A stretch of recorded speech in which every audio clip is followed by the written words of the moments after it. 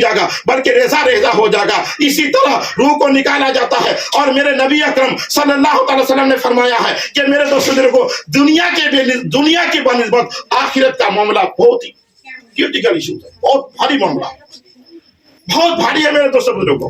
آپ ہلکے میں نہ لے. یہ تو زندگی کو غنیمت جانے اللہ کے فضل و کرم کے کہ یہ ہم بیٹھے ہوئے ہیں, یہ ہمارے چاچا لوگ عمر دراز ہے, ارے اللہ کا شکر کرے بیٹھے ہیں, اس عمر میں بھی حیات ہے, اس مالک کا کروڑوں شکر ادا کرو کہ جس کی وجہ سے آپ کی سانسیں چل رہی ہیں. سبحان اللہ سبحان اللہ. ورنہ زندگی کی کوئی بھروسہ نہیں میرے بھائیوں, کوئی بھروسہ نہیں ہے. اور سنیے ایک حدیث, پھر میں بولیں گے تو ختم کروں گا.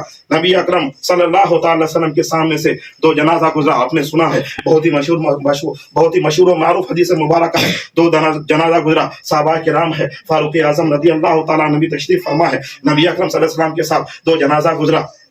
تو جیسے ایک جنازہ گزرا میرے نبی نے کہا وجبہ, پھر ایک دوسرا جنازہ گزرا, پھر میرے نبی نے کہا وجبہ. صحابہ کرام سننے کہ دو جنازہ گزرا اور دونوں جنازہ میں میرے نبی نے وجبہ کہا. حضرت عمر فاروق رضی اللہ تعالیٰ عنہ عرض کرتے ہیں یا رسول اللہ صلی اللہ تعالیٰ علیہ وسلم, آخر معاملہ کیا ہے, آخر بات کیا ہے, یا رسول اللہ میرے آقا مولا آخر معاملہ کیا ہے, آخر واقعہ کیا ہے, آخر بات کیا ہے کہ آپ کے سامنے سے دو جنازہ لے جایا گیا. پہلے جنازے میں بھی آپ نے وجبہ کہا, دوسری جنازے میں بھی وجبہ کہا. یا رسول اللہ ہماری پوچھ تو ہے نہیں ہے, ہم سمجھ میں نہیں آتی ہے, ہم کیا مطلب ہے. یا رسول اللہ وسلم آپ تو علم کا خزانہ ہے, آپ تو رب کے محبوب ہے, آپ تو رب کے حبیب ہے, آپ امام الانبیاء ہے, نبیوں کے سردار ہے, اللہ کے مخصوص بندے ہیں. یا رسول اللہ وسلم آپ ہمیں بتائیے اس کا کیا مطلب ہے. میرے نبی نے کہا کہ پہلا جنازہ اٹھا, لوگوں نے کہا کہ یہ بہت اچھا آدمی تھا, بہت بہترین آدمی تھا, بہت عمدہ آدمی تھا. تو میرے نبی نے کہا وجبہ, یعنی اس کے لیے جنت واجب ہو گئی, جنت اس کے لیے واجب ہو گئی. اور جس کے لیے میرے نبی نے کہہ دے کہ جنت واجب ہو گئی, خدا کی قسم کتنا قسمت والا جنازہ ہوگا کہ جس کے بارے میں میرے نبی کہہ دے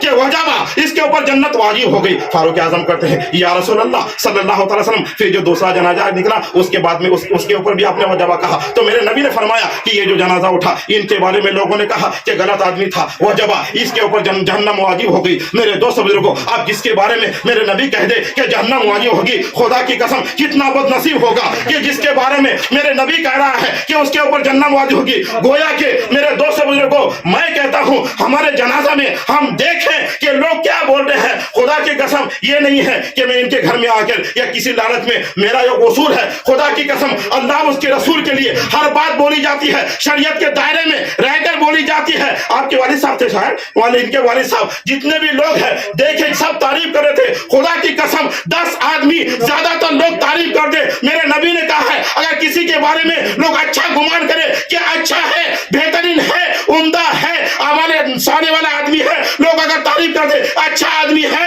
تو وہ اچھا آدمی ہے. اگر وہ اچھا آدمی ہے تو خدا کی قسم اللہ کا کرم ہوگا, اللہ کا فضل ہوگا, اللہ کی مہربانی ہوگی, اللہ کا عنایت ہوگا. اللہ کے فضل و کرم سے اپنے نبی کے صدقے سے اللہ جنت عطا کرے گا. اور جس کے بارے میں یہ کہا جاتا ہے کہ اچھا ہوا مر گیا, اچھا آدمی نہیں تھا, برا تھا, لوگوں گالی گلوچ کرتا تھا, لوگوں کو حرام کھاتا تھا, لوگوں کو دھوکہ دیتا تھا, لوگوں کو چوٹ پہنچاتا تھا, لوگوں کو تکلیف پہنچاتا تھا. خدا کی قسم جب دو جنازے کے بارے میں میرے نبی نے خود کہا ہے کہ جن کے بارے میں اچھا کہا, میرے نبی نے کہا واجب, جنت واجب, بارے میں واجب, جہنم واجب. تو جس سے اچھا کہا گمان ہے کہ اللہ سے اس کو اچھا ہی کرے گا. سبحان اللہ.